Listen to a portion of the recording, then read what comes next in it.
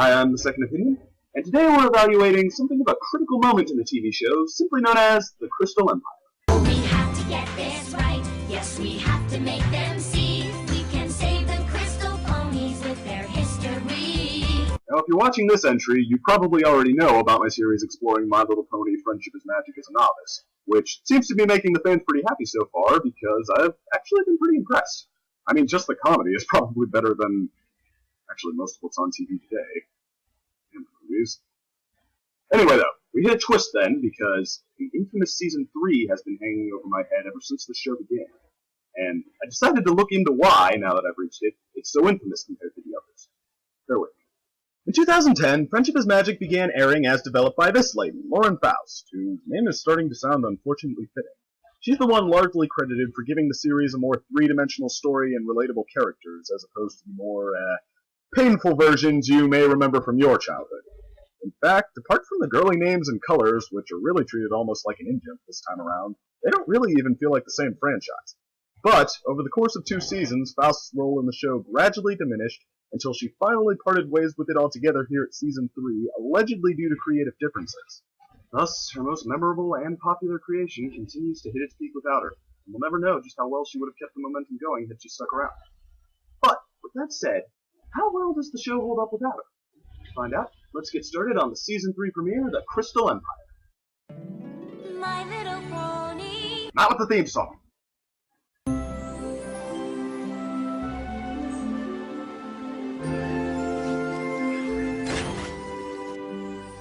News from Northern Equestria. Your Highness. Yes? I am simply to tell you that it has returned. It? Find Princess Cadence in shining armor. Yes, Your Highness. My dearest Twilight, you must come to Canterlot at once.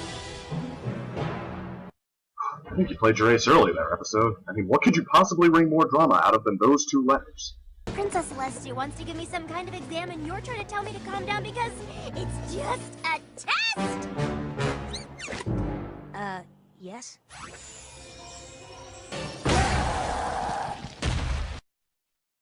I'm not sure I can make it to Act 2. Are you sure you don't want me to go as well? Yes. Princess Cadence and shining armor are already there. The others will be joining them soon. The Empire's magic is powerful. It cannot fall again, my sister. She will succeed at her task, and when she does, we'll know that she is that much closer to being ready. Okay, so just to reiterate, it has returned, and Twilight is being summoned to take a test, only to discover that it's not just a test, it's a test on it, and Luna, Princess number 2, doesn't want to leave the fate of it in Twilight's hands because she's afraid it risks its fall a second time.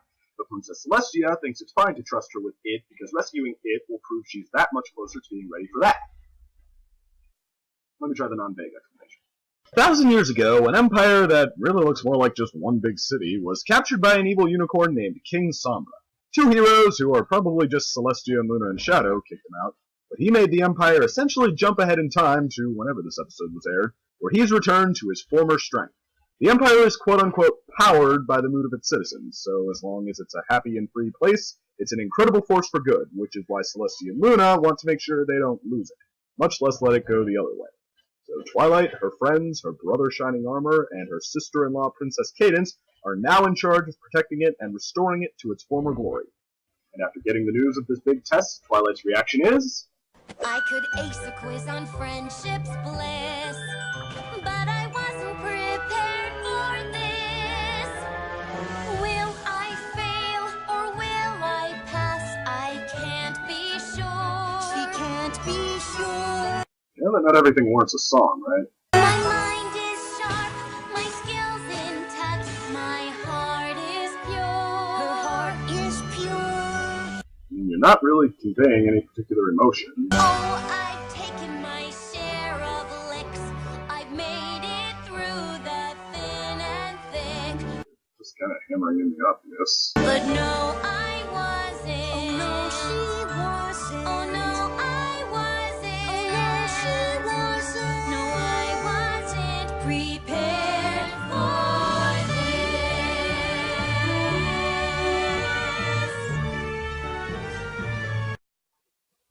Oh! So over at the Empire, Cadence is using her previously established Mati power of love to charge the depleted Empire and keep out King Sombra, who you'll see here handing shining armor his ass. The Crystal Ponies appear to have a case of time jump amnesia, so it's up to Twilight and the gang to figure out a way to charge the depleted Empire without forcing the newlywed princess to work around the clock. There's no way her marriage to shining armor will last if it stays at that stage for too long.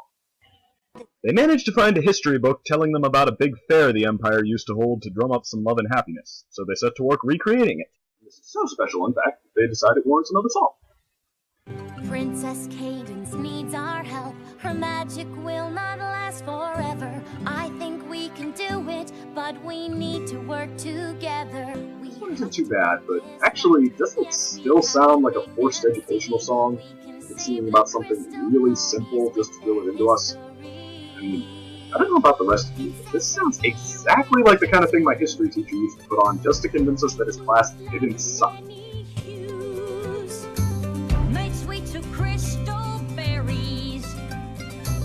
They had a petting zoo with tiny ewes. Oh, we have to get this right. Yes, we have to make them see. We can save the crystal ponies with their history.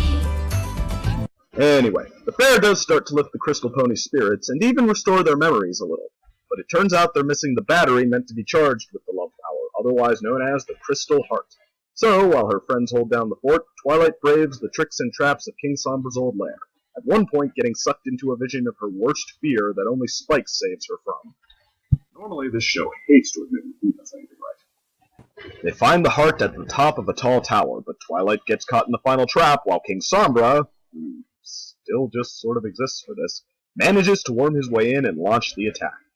Twilight ultimately decides to risk her test grade and lets Spike be the hero instead of her, and he races to get to the ponies before Sombra does with the Crystal MacGuffin in hand. That is mine!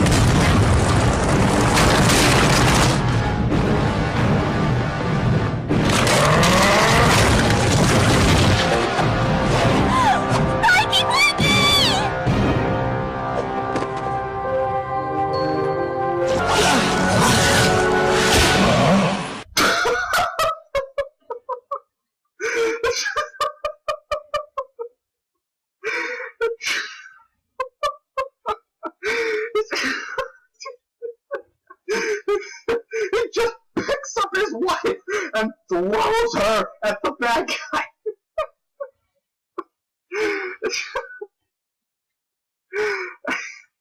Okay, they must have a really good relationship if that is okay. They have to really understand each other, you know? So Cadence catches the heart while Rainbow Dash and Fluttershy watch from the sidelines far too conscious and rested to help, and the Crystal Ponies power it up, using its magic to banish Sombra's crystals and blow King Sombra to pieces. So the gang goes back and sweats it out over Twilight's test, but Princess Celestia decides that since she just successfully gambled an empire on her student, a brief assist or two from the baby dragon, for which he somehow got all the credit, is forgivable, which means... I passed! Oh, yeah! You were prepared to do your And so, with their great adventure behind them, the gang went happily into the sunset once more, embracing their triumph to the joyful sound. What second is that? You clearly have just what it takes to pass a test. Let's just say they lived happily ever after. Well, I gotta say, this episode sure was something, but for the review of it, you'll have to cut to my alter ego. And I'd say the time for that is right about now. Forgot I'm my own production team. There's no one actually on the other side of the camera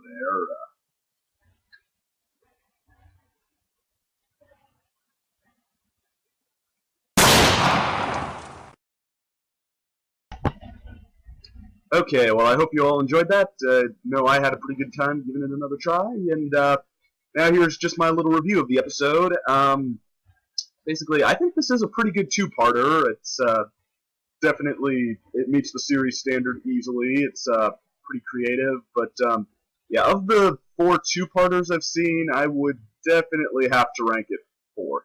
I think, I mean, compared to the others, this one, well, for one, it gets a little bit not lost in the songs that are kind of inane. I mean, I said the one wasn't too bad, and I had to watch it a bunch of times to make the internet review. I think it kind of grew on me, so, okay, I might even say that, yeah, it's one I enjoy, and it established everything, but I mean, the other one was just completely inane. That may well be the worst song I've seen this show do so far. I mean, I don't remember any that I just didn't like, and now here's one that looks like, hey, we just need an excuse to sing. Yeah. I mean, everything about it, it's just like, it seems like it does everything wrong. It's, doing, like, ballet dances, stuff that just, about it, it's like, so deliberately like, hey, let's sing for its own sake. Hey kids, this is how you sing. You can twirl in circles if you want. It has to be about something. I mean, here we picked the first random subject we had.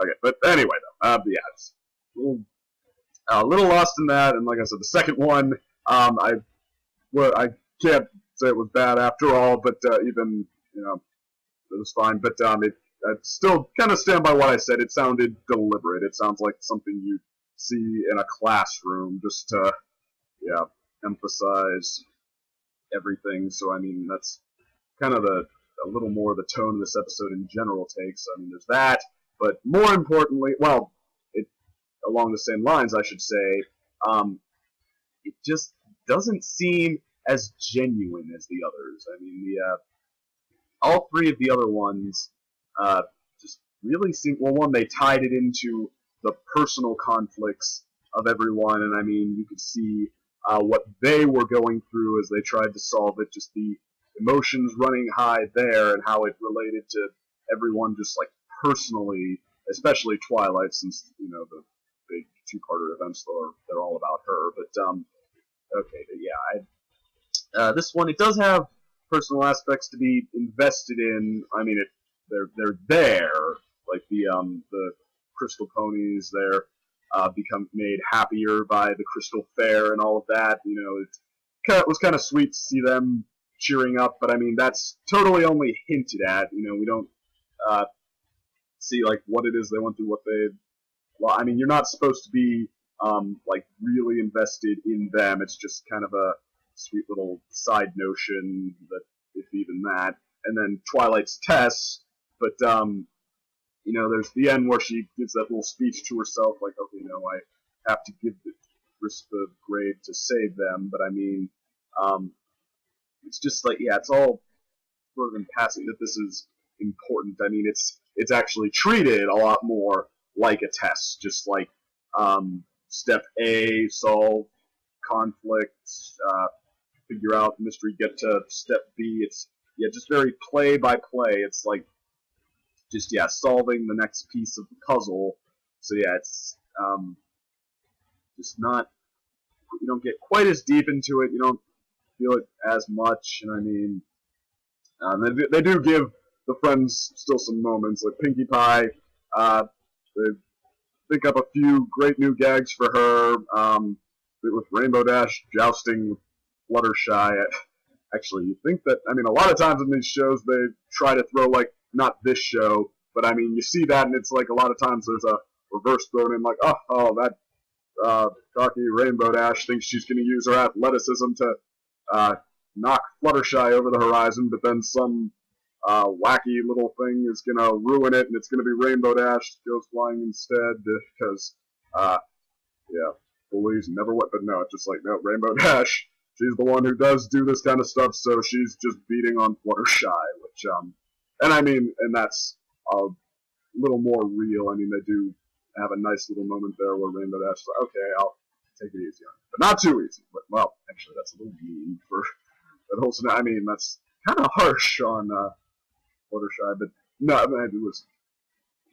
It was a fairly genuine moment there, so, okay, I mean, the friends get a couple of moments, but, I mean, like I said, it's just, there's a disconnect here between the stakes, like everybody who has some kind of personal investment in this, and the attempts to take it down. I mean, like I said, it's treated more like a puzzle, sort of play-by-play.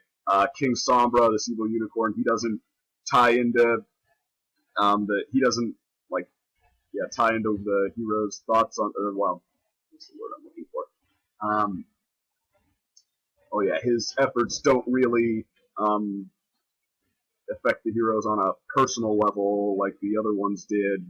You know, he doesn't put them to the test with their emotions or their their resolve, their self resolve. He's just sort of there. He's just knocking on the door to get in. I mean, he's visually very inventive. Great visuals from him. He looks threatening, but I mean, all of them did. So, okay, but just like I said, definitely doesn't get you as into it as the other ones. Like, I think the one that faltered the most on that made me wish that it could have hit harder there was Return of Harmony.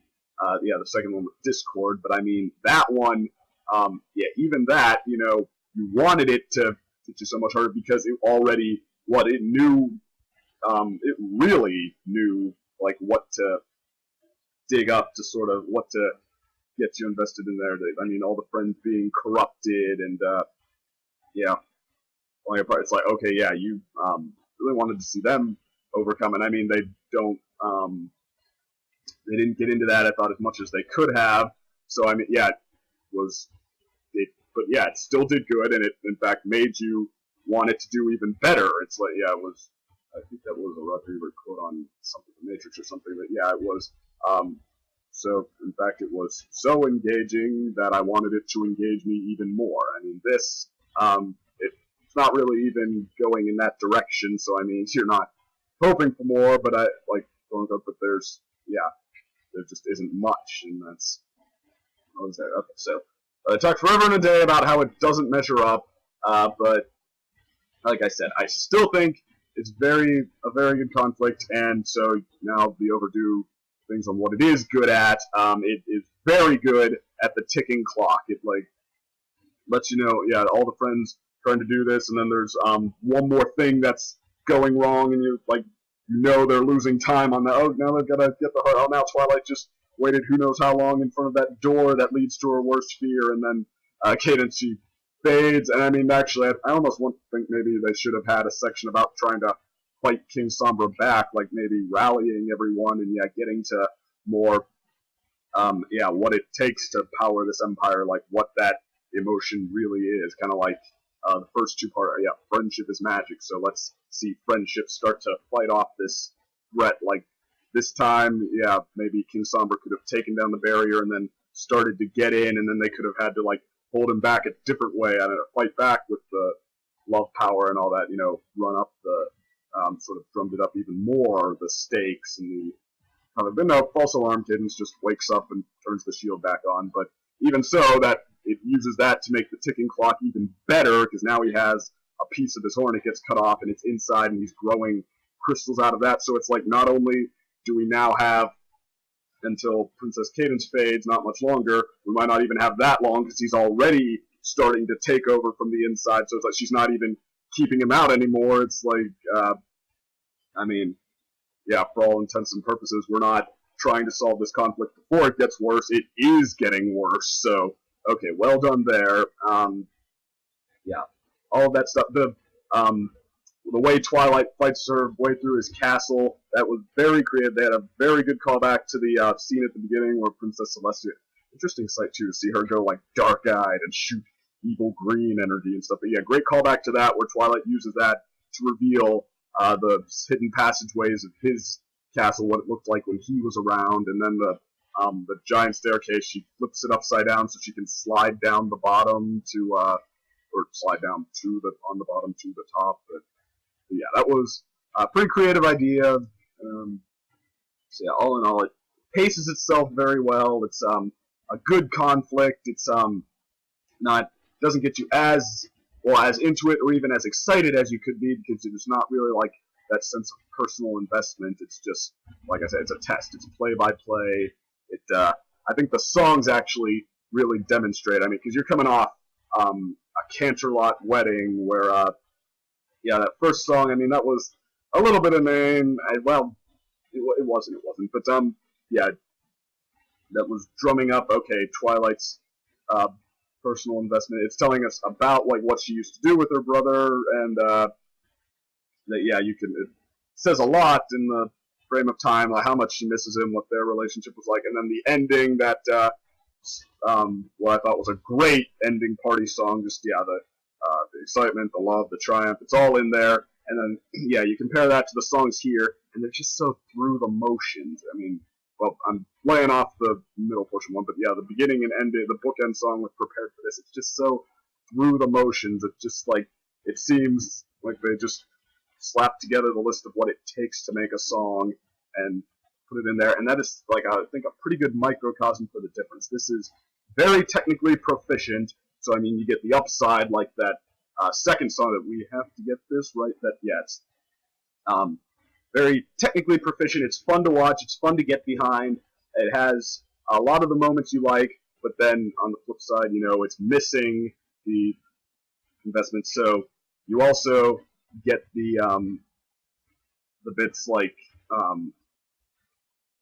with the, well, I mean, not the, you also get the effect like with that other song where it's just like, I mean, I don't want to just have this, I want it to draw me in even more, I want it to feel genuine and all that. So okay, I mean, good episodes, and I mean, for the show, if you compared it to just the list of episodes in the seasons, like this would definitely be above par, just, as episodes on their own term if you compared them to all the episodes. But for the two-parters, which are usually at among the best, it's, it's, I think, the least of the four. It's a little disappointing to come across this after the rest of it, well, to have that be what it reaches, but, I mean, even so, well, relatively speaking, it's not even disappointing. You wish it would draw you in more like the others, but still, I was glad to be watching. I mean, because it's its own thing. It's very creative. It's a whole other animal, and I mean, it doesn't try to be the others. I mean, okay, if it didn't really have an idea to draw you in like that, okay, it didn't try to spin one out of thin air. It was its own thing. It was fun for its own reasons, and I mean, I think that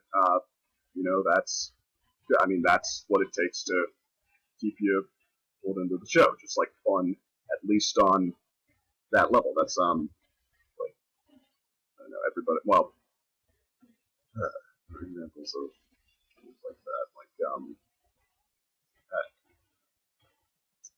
what you see, like I don't know, movies like Iron Man 3 or Wolverine, or even Spider-Man 3 to an extent, really. It's like, oh, they didn't do any of the things the best ones did. They didn't pull you in that much, and they didn't hit as hard. I mean, here's where they could have done it better, but I mean, I'm more like in the boat saying, okay, well, I liked this whole concept. I wanted to see more of it, and it gave me more of it on a level I could enjoy. So I mean, I appreciate that. I mean, it wasn't the other ones, but I mean, not everything is, I think, and maybe next time we'll get something that's more at that level. This is still good, and it's still appreciated for what it is. It's not like X-Men 3, where it's screwing over all the characters and undoing so much of what we liked, and just being like so such a aggressively like fake, more hollow version of the last one, trying to fool us into thinking it's the same thing. Like, no, they're still successfully their own things, and they still make you enjoy them on that level. So, okay, so yeah, pretty good job. And I think next time it's going to be more back to basics. So we'll cut with all these long pauses and build-ups for these videos. But anyway, and yeah, the next one is Too Many Pinkie Pies. Sounds interesting, but okay, so I'll see you there.